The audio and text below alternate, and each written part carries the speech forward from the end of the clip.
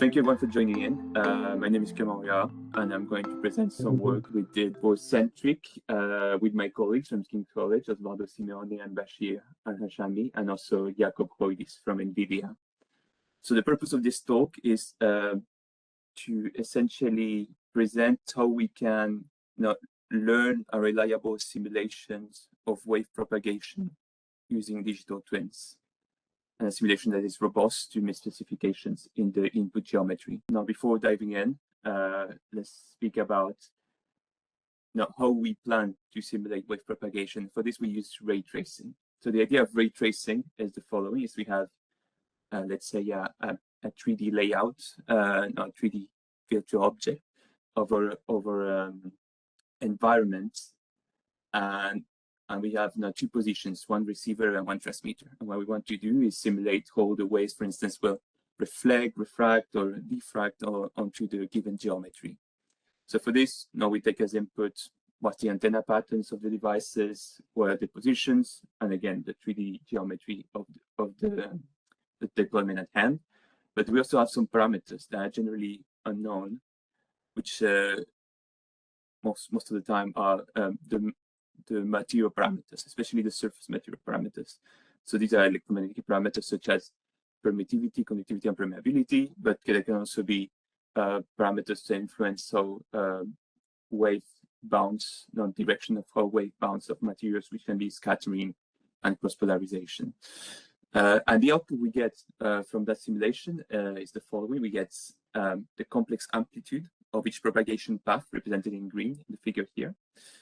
So the complex amplitude essentially is essentially the energy that is carried by each path and its phase. We get the propagation delay, so how much, when a transmitter signal, how much time does it take to get from the transmitter to the receiver, and also the angles of departure, so which is the direction the path is departing from the transmitter, and the direction of arrival. So like which angle is my signal arriving, for each path is my signal arriving at the receiver. So why this is important for telecommunications? I mean, one quick way to realize this is that these outputs, they can be especially very useful when you're trying to simulate the channels, or for instance, the channel frequency response of a particular communication channel, communication setting. And so the idea is that essentially, if you use, for instance, transmitter and receiver arrays, you will need to know what the angles of departure, angles of arrival are, but also, now of course, you also need to understand what signal you get. You also need to have the complex amplitude and the propagation delay. And for instance, using this, you can simulate a channel response by just summing the individual components of each path. So this is especially important in the context of digital twinning, because, for instance, we can take the example where the physical twin is deployment of interest, and we want to simulate, for two arbitrary positions, what is the channel that's connecting these two devices. For this, we can use ray tracing, and when we know how the channel behaves, then we can use that for a multitude of different applications, which can be beamforming, user positioning. We can simply use ray tracing in this virtual space as a way to learn communication policies through reinforcement learning, for instance. Now, once we learn onto this digital space, we can then, essentially, we can take what we learned from the digital space and then apply it to the real world. And hopefully, what we learn matches a good strategy for the real world as well. As I said before, there's, and this is what we're interested in this work, there's one specific, let's say, challenge with reliable ray tracing simulation. Actually, there's several challenges. But the first of all is knowing the material parameters. So usually, what we have is that, for instance, we can use databases to get a general layout of the buildings or satellite images, for instance. So here we will assume that the geometric properties, the geometric layout of the deployment of interest is known, but what is generally unknown is the material parameters. So for instance, we can say that no, buildings are mostly made of concrete, but two concretes will never be exactly the same. So these material parameters, they really have to be calibrated to the specific conditions of the deployment. So now we have to learn what are the materials making up our geometry. And for this, we take full advantage of the digital twin paradigm in the sense that in digital twins you have a bidirectional flow of communications. So what you learn in the simulation can be applied to reality, but you also get information for reality in terms of data. And this data here is represented as channel realizations, channel measurements that we can get, for instance, using pilots. And what we try to do here is we try to adjust the material parameters so that what we measure in the real world and what we simulate matches. And this process is known as calibration. Again, so this is the idea, is to learn the material parameters, but we have an additional complexity to this. And the additional complexity is that between the real world and the simulation, often there's small geometric discrepancies in the 3D model that we have. When I say small, I'm saying something that's of the order of the wavelength. So, for instance, if we take communications that's if we take a carrier frequency of 6 gigahertz, the wavelength would be 5 centimeters, and it's very unlikely that in general scenarios you get 5 centimeter accurate models. And because of these small geometric discrepancies, we get also errors in the predicted phases of each path. And in turn, these errors in the predicted phases, they cause also errors in the way these paths interact at the receiver.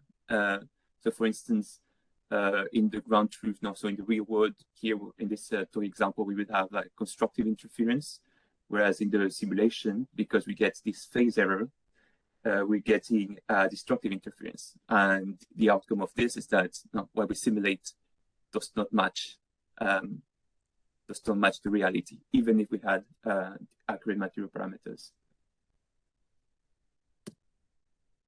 So, so the first thing we worked on regarding these phase errors, because ultimately that's the issue here. Is the fact that geometric discrepancies, they cause phase errors.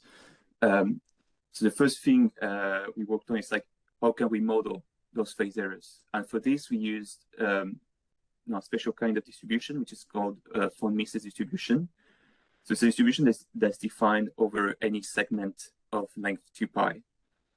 And it's essentially a very useful and a very known distribution when modeling phases.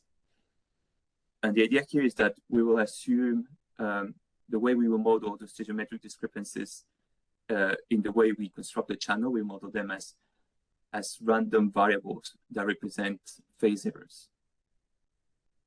And this leads to a more, let's say, stochastic channel modeling, where each path, where the simulated response with ray tracing of each path is multiplied essentially by some random phase shift. So this is how we model the problem. Now that we have a model of our channel that takes into account these potential geometric discrepancies, the question is, we have to come back now to the original question, which is, well, even though we have these errors, how can we learn the material parameters, taking these errors into account? And so the idea here, and first of all, just a quick parenthesis, in this model, in the model we consider, we not only have phase errors, we also have an additive Gaussian noise, which is here to represent external interferences in the deployment, in the scenario 10. But yeah, just coming back. So how can we learn the material parameters so that what we get in the real world matches what we simulate? So before I said that we want the simulation reality to be as close as possible, but one way to really formalize this mathematically is by defining a loss function that represents the mismatch between reality and simulation. And here we use, since we working with probabilistic models, we used the log loss to represent that mismatch. So objective now is to minimize this function. Of course, if we didn't have phase errors, this would be a very classical, let's say, machine learning problem, where we just minimize, we take the gradients with respect to the material parameters, and we try to minimize that function. But here we have the added complexity that the actual probability of observing a certain channel is not only influenced by the material parameters, but it's also influenced by all the possible phase shifts that could occur due to incorrect geometry. So the way we want to tackle this problem is to think about, to tackle this optimization problem is to think about it in 2 steps.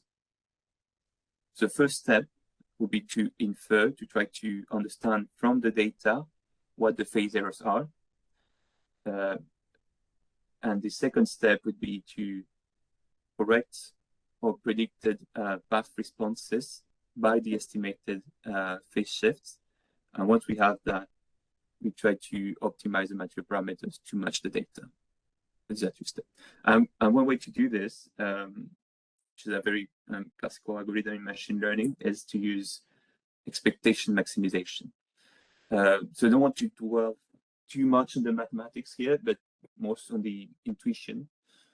So the idea in expectation maximization, the nice thing is using this algorithm, we can very well decorrelate inference of the local phase errors from the optimization of the material parameters. So in the E step, just as I said before, the E step is all about trying to find out, given the data that we're given, trying to find out what the distribution of phase errors is, and the maximization steps is to optimize the material parameters.